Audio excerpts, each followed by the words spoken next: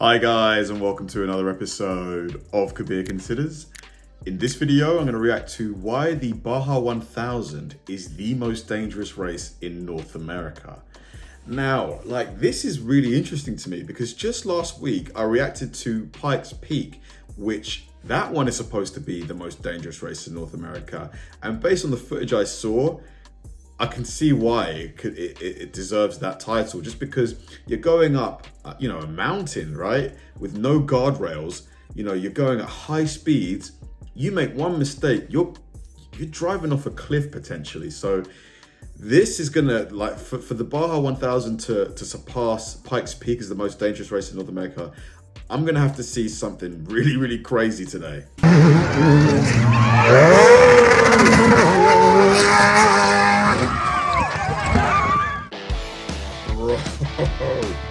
You're looking at pro driver Alan Ampudia's violent crash during the 2016 Baja 1000. While chasing after racer BJ Baldwin for the lead, he failed to slow down for a steep dip in the course, and his truck tumbled off the track. Ampudia walked away from his accident safely, but he didn't finish. That type of dramatic shift in terrain is one of the things the course is known for, and part of what makes the Baja 1000 the most dangerous race in North America. It's often called the most brutal road race of any kind out there. It's... Did it just say Baja 1000 Survivor?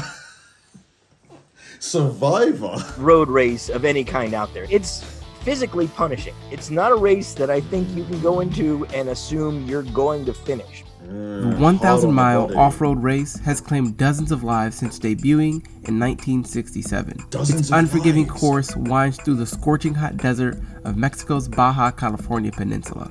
Racers have to navigate everything from steep mountain passes to thick sand, and they use everything from massive trophy trucks to dirt bikes. No matter what you choose though, you and your vehicle are gonna take a brutal beating, especially if you aren't looking out for booby traps. For 20 to 25 hours, racers trek through the most remote areas of Mexico, where a simple mechanical problem can leave you stranded for days. Oh my God. You're probably having the best day of your life racing, and it's just like a switch. All of a sudden, whoop, you switch it up, and everything's going down the hill. The Baja 1000 covers all different types of dangerous terrain that can trap your vehicle if not handled correctly. Most notorious is the silt. Yeah, all of the bumps and stuff like that must be so hard on the body because, even if you got the best suspension in the world, it's not going to absorb all of the impact, is it? So silt is this really, really fine-grained sand. It's almost like talcum powder. You get almost no real traction on it, so it's just a momentum game to get through it because you're just plowing through it almost like a liquid, like water. If you stop, you are going to get stuck in it. And it's so fine, it comes up in clouds in your face, through every crack in your vehicle. I mean, they're mostly open vehicles anyway, but it just covers everything and gets into absolutely everything. It is... So do you need to wear a gas mask or something, so you don't breathe it in? Miserable stuff. But even if you manage to not get buried in the silt, you've still got plenty of challenges ahead. That includes steep mountain passes filled with massive boulders. These areas can be the scene of some of the race's most violent crashes. Even though it's a desert race, the Baja 1000 has plenty of water for drivers to get through. Everything from ravines to flash floods can create water crossings that'll leave cars floating and drivers trapped. The open nature of most of these cars means when you go through the water, it just fills up to your calves or ankles and you're sitting in water. And then when you get out of it and you're tearing as much as you're able to tear on the roads there, and if you're doing that at night, it's freezing. Every sensation that's difficult on your body, the Baja 1000 will throw at you. The most unique danger to the Baja 1000 is the booby traps set by locals from towns along the race course.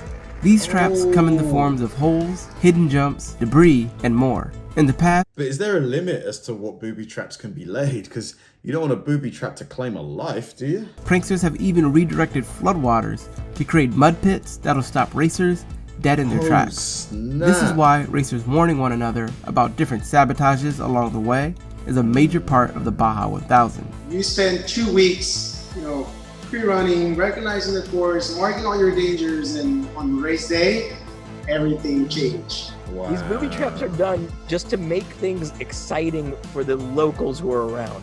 They want to see the cars flying in the air. They want to see, because who doesn't? People here, they bleed off-road racing. There's places even where like the whole town stops because it's the Baja 1000. So everyone's just like there sitting on the side of the course to watch these trucks go by. The Baja 1000's biggest danger, though, is the barren desert it takes place in. The course travels through some incredibly desolate areas. Racers can go for hours without seeing any signs of human life at all. Wow. It can feel like driving on another planet, especially at night when the only lights around are coming from your car. Man, oh man. If the race is so it'd be quite isolating as well. Like, geez, man, this thing is crazy. chaotic terrain and booby traps do leave your vehicle broken down or stuck, these remote parts of the course are the absolute worst place for it to happen. Crashing, running out of fuel, mechanical problems, or going too far off course can leave racers stranded in the desert for hours, even days, with little to no cell reception. This was the area where we had our most car trouble. The terrain was still so bad, like the silt was so deep that we kept getting stuck, and we had to sleep in the car for like a few hours until dawn. And then in the morning, what Mark did was he just tramped out and found a bunch of guys to help us dig the car out. Jason is an amateur racer, but professionals aren't immune from getting stranded either. So you basically need to have enough water in the car, maybe some snacks, just in case you break down, because you might have to, spend the night in there. Wow, okay. If you're new, don't go in this thinking you're going to finish. Just assume you're going to fail probably pretty spectacularly somewhere. Unpredictable really is the only way to describe the Baja 1000. Whether you're an amateur like Jason or a professional like Lalo, competitors can only prepare to expect the unexpected.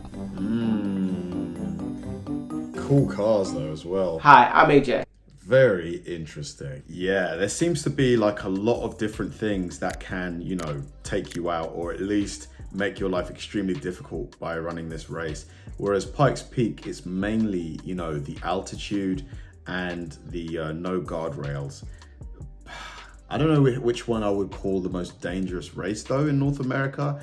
They both seem really, really hard, really, really difficult. But my gut instinct now is actually leaning towards the Baja 1000 because it seems much, much longer in duration. 25 hours they said. So there's a lot more things that could, like fatigue, tiredness, that can contribute. But then again, the altitude, of Pikes Peak, the oxygen level is low. You start feeling delirious. Which would you say is the more difficult? Thanks for watching, guys, and I'll see you in the next one.